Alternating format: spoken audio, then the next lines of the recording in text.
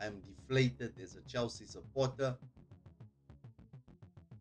It's just negative what we have become in this day and age. We have become average.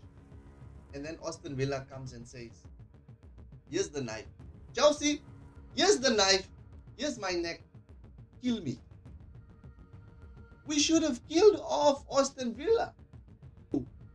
What does Chelsea do? We tell them, thank you for the knife that you've given us. But here's the knife. Aston Villa, here's the knife.